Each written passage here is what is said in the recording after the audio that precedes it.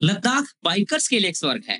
मेरी तरह बाइकर्स का ड्रीम होता है और पागलपन होता है एक बार तो लद्दाख को अपनी पंच इंद्रियों से महसूस करना। अब चाहे आप एक धूम 3 मूवी वाले एक्सपर्ट बाइकर हो या अपनी पहली ट्रिप की योजना बना रहे हो, मैं आपको इस वीडियो में जरूरी टिप्स और हाइलाइट्स मेरे 3 बार के लद्दाख बाइक ट्रिप के एक्सपीरियंस के बेस पे बताने वाला।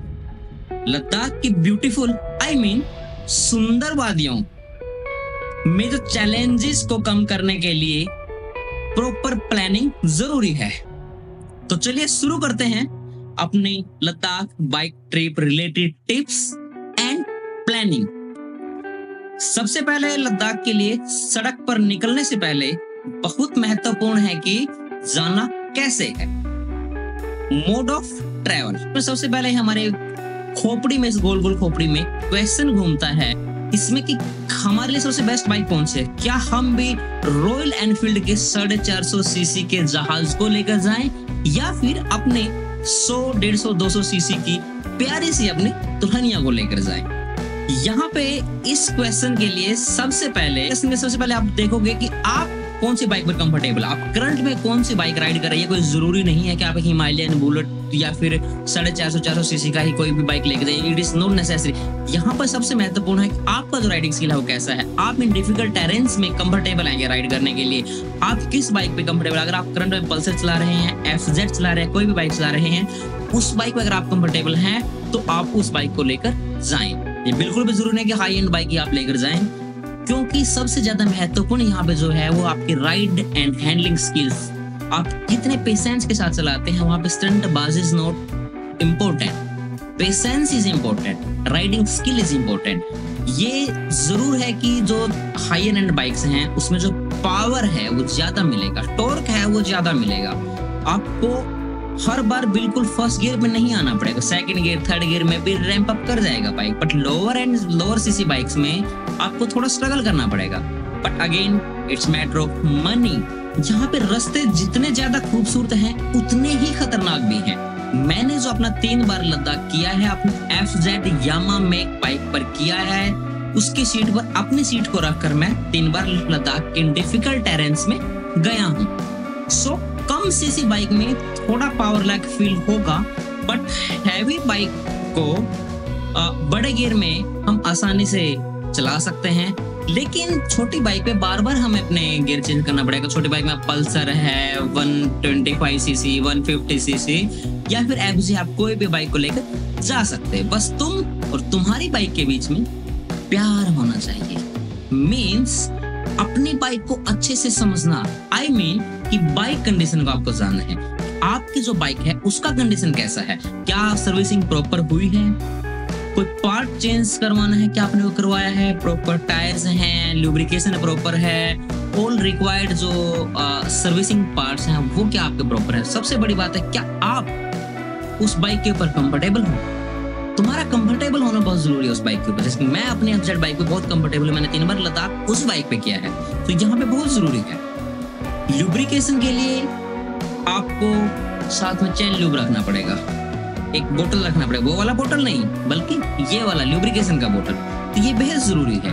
हमें इसके साथ साथ कुछ स्पेयर पार्ट्स को भी कैरी करना पड़ेगा, necessary spare part like clutch cable है या फिर एक्सीलरेटर केबल है, एक एक्स्ट्रा रखना पड़ेगा। फ्यूल फिल्टर्स है, ऑयल फिल्टर है और इंजन ऑयल है, ये हमें साथ में कैरी करना पड़ेगा। नेसेसरी हो जाता है कैरी करना हमारे लिए। तो ज़ंस्कार जैसे डिफिकल्ट टेरेन में हमने इस 125 सीसी पे विद पिलियन किया है। तो ये कोई जरूरी नहीं है कि 400 सीसी की बाइक पे पिलियन के साथ जा सकते हो। आप किस बाइक के ऊपर कंफर्टेबल, बार बार इस चीज पे एम्फसाइज कर रहा हूँ कि आप किस बाइक के ऊपर कंफर्टेबल, उस बाइक को आप लेकर जाएं। अब हम बात करते हैं राइडिंग एंड सेफ्टी गियर्स पे।